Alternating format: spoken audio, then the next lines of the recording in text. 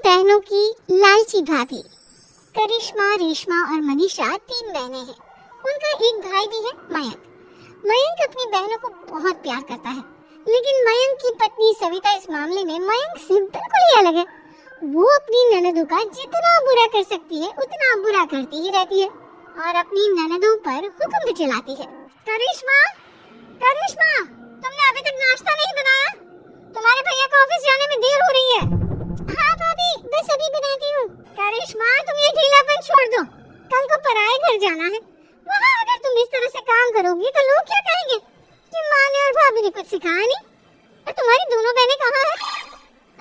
Reshma market गई है और मनीषा सो रही है। क्या? सुबह के 8 बज रहे हैं और ये महारानी अभी भी सो रही है? ये कहते हुए सविता अपनी सास दुर्गा देवी के पास जाती है। माजी, देख रही हो अपनी बेटियों के तौर तरीके? क्या हुआ बहू, सुबह सुबह क्या कर दिया मेरी बेटियों ने? अरे एक तो अभी अभी उठकर किचन में गई है, दूसरी सुबह सुबह बाहर चली गई और तीसरी अभी तक सो रही है। क्या करूं मैं इन तीनों का, मैं तो परेशान हो गई हूँ। जा जाकर उठा उसे, रेशमा से मैं बात करती हूँ। सविता सीधा मनीषा के कमरे में जाती है और उससे कहती है, महारानी जल्दी उठो, सूरज सर पर आ गया है। भाभी थोड़ी देर और सोने दो ना, मैं रात को लेट सोई थी। क्या ना यूनिट टेस्ट चल रहे हैं। शराफत से उठती है या नहीं, या फिर पानी की भरी बाल्टी डालूं तेरे ऊपर? नहीं भाभी, मुझे बिस्तर में नहीं लाना, उठती हूँ मैं। मनीषा जल्दी से उठकर बाथरूम में चली जाती है। सभी आराम से बैठकर नाश्ता कर रहे होते कि तभी रेशमा बाजार से हाथ में सामान लिए आ जाती है। रेशमा को देखते ही सविता उस पर बरस पड़ती है। लो, आ गई महारानी। ऐसा भी क्या सामान लाना था जो सुबह आंख मलते ही बाजार की तरफ रवाना हो गई? भाभी, कल आप ही तो चीख रही थी कि घर का सारा सामान मुझे ही लाना पड़ता है, घर में किसी को भी किसी काम से कोई लेना देना नहीं है। अब मैं बाजार जाकर सामान ले आई तो आपको इस बात से भी तकलीफ हो रही है? देख रही हो माँ जी, अपनी बेटी की जुबान कैसे सभी तेज चलती है। और मैं आप तो कुछ कहेंगे नहीं अपनी लाडली बहन को? रेशमा, अपनी भाभी से ऐसे बात नहीं करते। चलो माफी मांगो। भैया, मैं क्यों माफी मांगू? आप भाभी से बोलिए ना कि हम पर कम हुक्म चलाया करे। हम इस घर की बेटियां हैं और आपकी पत्नी की ननद है, नौकरानी नहीं। लो कर लो बात। इनकी भलाई के लिए कुछ भी बोलो तो इन्हें बुरा लग जाता है। इस घर में यही इज्जत है मेरी। देख लो माँ जी, आपकी बेटी किस लहजे में मुझसे बात कर रही है। सविता वहाँ से चली जाती है। मयंक को बहुत गुस्सा आता है, वो भी वहाँ से चला जाता है। फिर करिश्मा रेशमा को समझाती है, रेशमा, तुम्हें भाभी से माफी मांग लेनी चाहिए थी ना। लेकिन दीदी, मैंने कुछ किया ही नहीं, तुमने माफी क्यों मांगू? हाँ करिश्मा दीदी, रेशमा दीदी जैसे ही घर में आई भाभी ही उन पर चिल्ला रही थी। हाँ, मैं मानती हूँ कि गलती भाभी की थी। मैं तो इसलिए बोल रही हूँ कि भाभी ने माँ को तो पूरी तरह अपने वश में कर लिया है। वो हमारी बात सुनती ही नहीं। मयंक भैया हमारे लिए हमेशा खड़े रहते हैं, इसलिए उनकी बात का मान तो तुम्हें रखना चाहिए था ना। कोई फायदा नहीं दीदी, कुछ दिनों की बात और है, भाभी उन्हें भी हमारे खिलाफ भड़का देंगी। फिर वो भी माँ की तरह हमारी किसी बात का विश्वास नहीं करेंगे। इसी तरह सविता अपनी तीनों ननदों को किसी न किसी बात पर परेशान करती रहती थी। एक दिन मयंक अपनी तीनों बहनों के लिए गिफ्ट लाया। करिश्मा, ये तुम्हारे लिए हार का सेट। रेशमा, तुम्हारे लिए सुंदर सी ड्रेस। और मनीषा, तुम्हें किताबें पसंद है ना, तुम्हारे लिए किताबें लाया हूँ। थैंक यू भैया, थैंक यू भैया, थैंक यू भैया। करिश्मा, तुम्हारा नेकलेस कितना सुंदर है, ये भैया कहाँ से ले आए होंगे? मैंने भैया को 3 दिन पहले फोन पर ये डिजाइन दिखाया था और आज भैया ये ले आए। सविता तो अपनी ननदों के गिफ्ट्स देखकर जल गई और करिश्मा का नेकलेस तो उसे भी बहुत पसंद आया था। अपनी बहनों के लिए कितना अच्छा नेकलेस लेकर आया है, मुझे कभी कोई गिफ्ट नहीं दिया। मैं आज ही ये हार चुरा लूंगी। रात में सविता करिश्मा का हार चुरा लेती है और इसी तरह उसे अपनी ननदों की जो भी चीज अच्छी लगती वो उसे मांगती नहीं, बल्कि रात के अंधेरे में चुरा लेती। इसी तरह दिन बीतते गए और सविता ने मयंक के दिल में भी उसकी बहनों के लिए नफरत पैदा कर दी। एक दिन मयंक ने करिश्मा और रेशमा के लिए रिश्ता देखा और ये बात उसने घर में सबको बताई। माँ, करिश्मा और रेशमा के लिए बहुत अच्छा रिश्ता आया है, वो लोग कल इन्हें देखने आ रहे हैं। आप और सविता मिलकर सारी तैयारी कर लेना।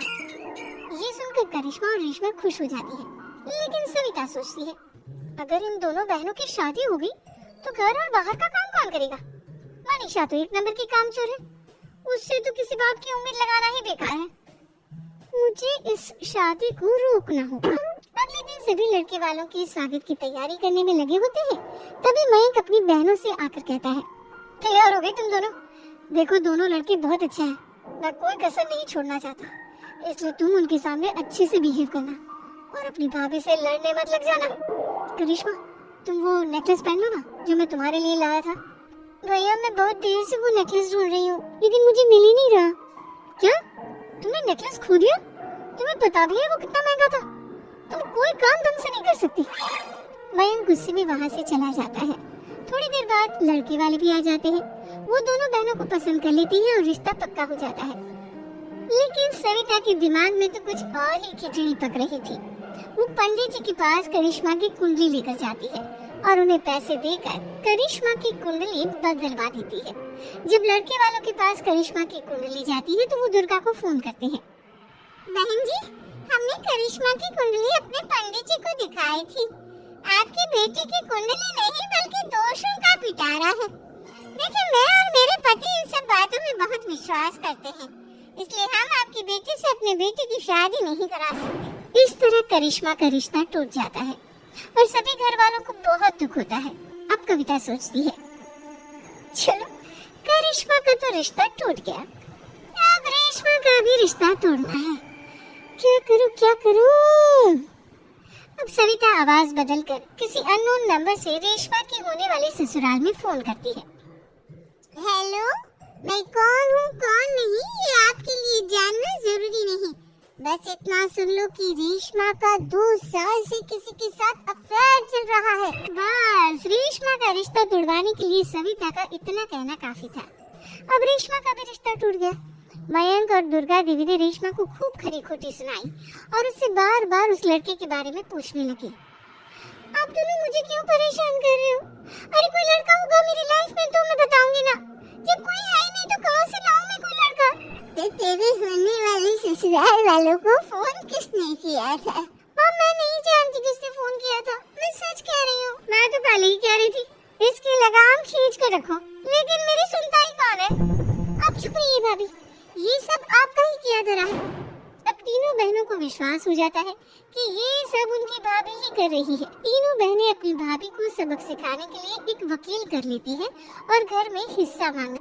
देखो भैया, माँ बाप की जायदाद में जितना बेटों का हक होता है उतना ही बेटियों का, इसलिए इस घर के 4 हिस्से होंगे और हमें अपना हिस्सा चाहिए। मैंने तुम्हारे लिए क्या क्या नहीं किया और तुम इस घर में हिस्सा मांग रही हो?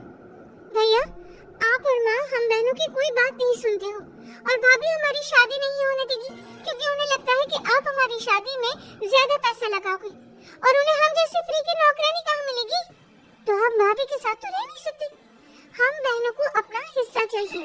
अरे तुम्हें शर्म आनी चाहिए अपनी भाभी पर ऐसा इल्जाम लगाते हुए, और तुम्हारे बारे में कितना सोचती है। हाँ माँ, भाभी हमारे बारे में बहुत सोचती है, दिन रात बस यही सोचती रहती है कि किस तरह से अपनी तीनों ननदों को परेशान करूं और कभी मुझे पढ़ने भी नहीं देती। दोनों बहनों का रिश्ता भी तो इन्होंने ही तोड़वाया है और रात में हमारे कमरे में आकर हमारी चीजें भी चुराती है। इसी तरह सविता की तीनों ननदें अपनी बात पर अड़ी रही। अब कोर्ट में तारीख भी शुरू हो गई। जब सविता को लगा कि उसकी तीनों ननद इतनी आसानी से नहीं मानने वाली, तो उसने अपने पति और सास को सारी सच्चाई बता दी और अपनी तीनों ननद से माफी मांगी। मयंक और दुर्गा को भी अपनी गलती का एहसास हो गया। अब सविता खुद करिश्मा और रेशमा के लिए अच्छा रिश्ता ढूंढती है और उनकी शादी करवाती है।